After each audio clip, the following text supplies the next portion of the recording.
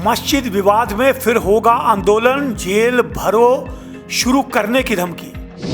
कांग्रेस की बैठक में नहीं पहुंचे बड़े चेहरे।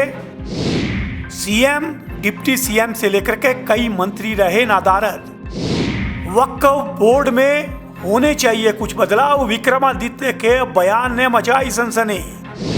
हम बांटे तो रेवड़ियां, भाजपा करे तो चुनावी वादे, मुकेश का भाजपा पर निशाना।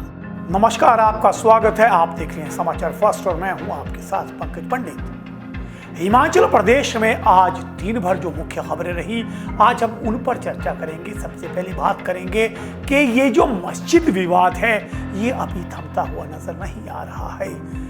प्रदेश में एक बार फिर से इसको लेकर के कॉल की गई है। पूरे प्रदेश में प्रदर्शन होने की बात। देवभूमि संघर्ष समिति ने इस मामले में पूरे प्रदेश में एक बार फिर से प्रदर्शन की कॉल की है।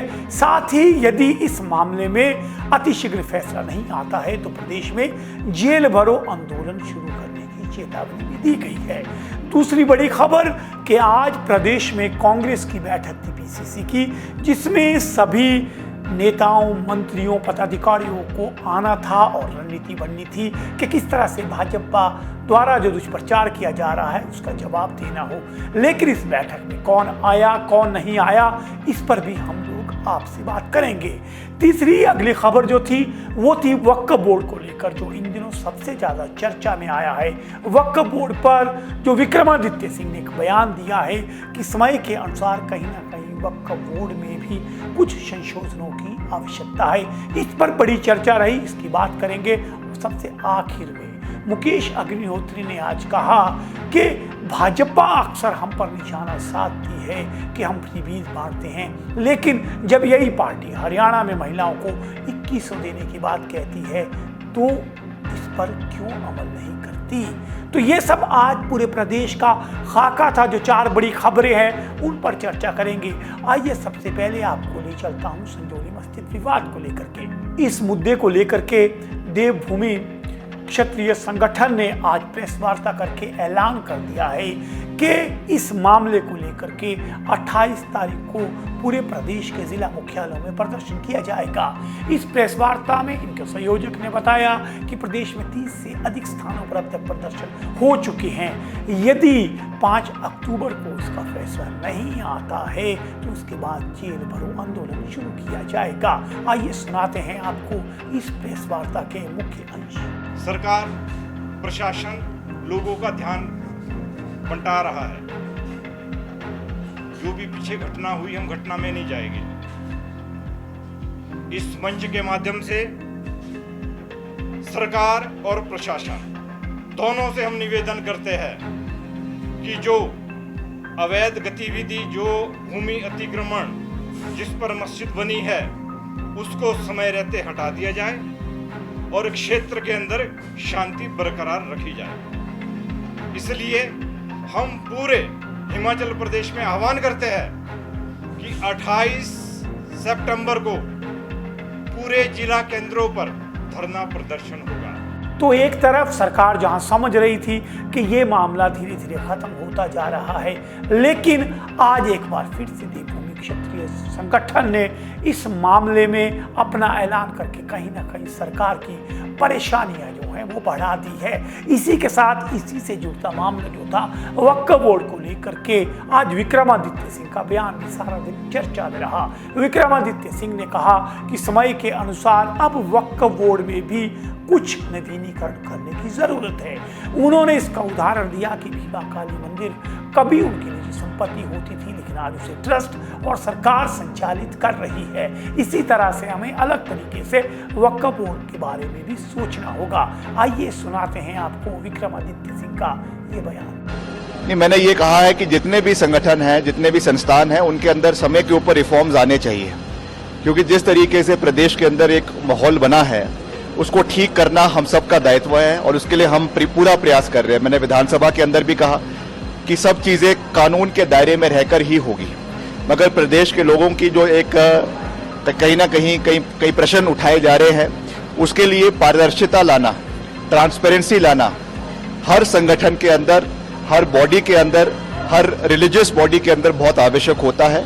हमने इस दृष्टि से कहा है कि एक रिफॉर्म्स लाकर पारदर्शिता आनी चाहिए ताकि लोगों को हर चीज की जानकारी हो, चाहे वो फाइनेंशियल रिकॉर्ड्स है उसकी जानकारी हो, जमीन के रिकॉर्ड्स हो उसकी जानकारी हो, ताकि प्रदेश के अंदर जो कुछ माहौल खराब करने का कुछ प्रयास किया जा रहा है उसको ठीक किया जाए और सब लोग आपस में प्यार के साथ, मोहब्बत के साथ और एक भाईचारे के साथ प्रदेश के अंदर रहे।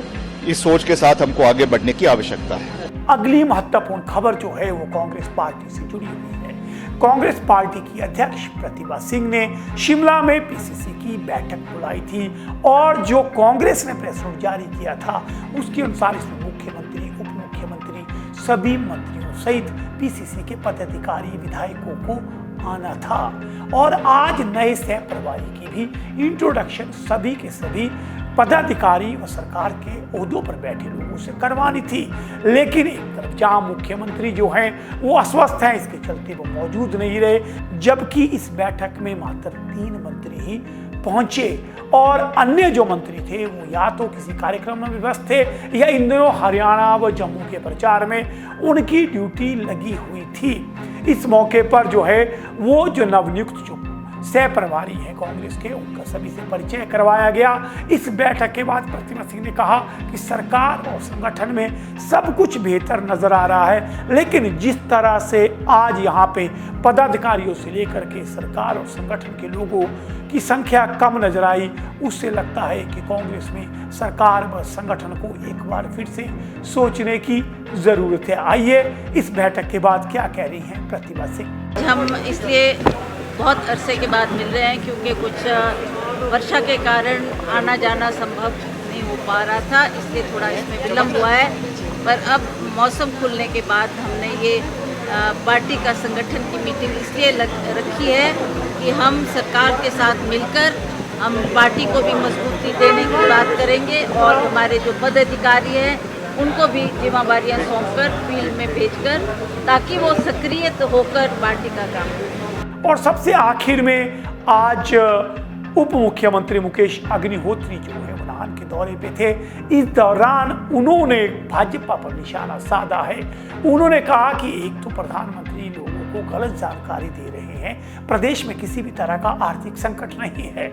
दूसरा, उन्होंने कहा कि यदि कांग्रेस कहीं आम आदमी को कोई भी घोषणा करती है, कुछ देती है, तो भाजपा उस पर रेवड़ियां बांटने का आरोप लगाती है। लेकिन हरियाणा के घोषणा पत्र में भाजपा भी तो वही सब वादे कर रही है, महिलाओं को 2100 देने की बात कह रही है।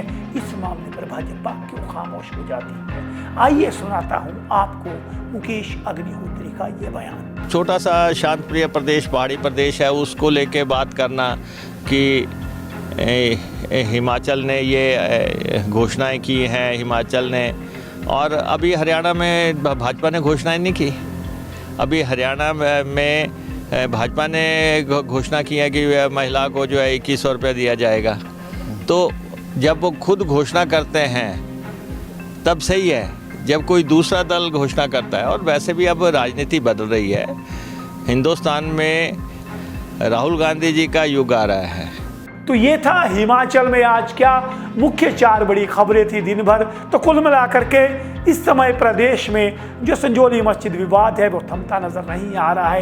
एक बार फिर से आंदोलन का जो है वो आह्वान किया गया है। वहीं कांग्रेस के लिए सुखद संकेत नहीं है और वक्फ बोर्ड पे एक बार फिर से चर्चा जारी है। ऐसी खबरों के लिए आप देखते रहिए और हमारे साथ जुड़े रहिए, क्योंकि आप देख रहे हैं समाचार फर्स्ट टू द पॉइंट।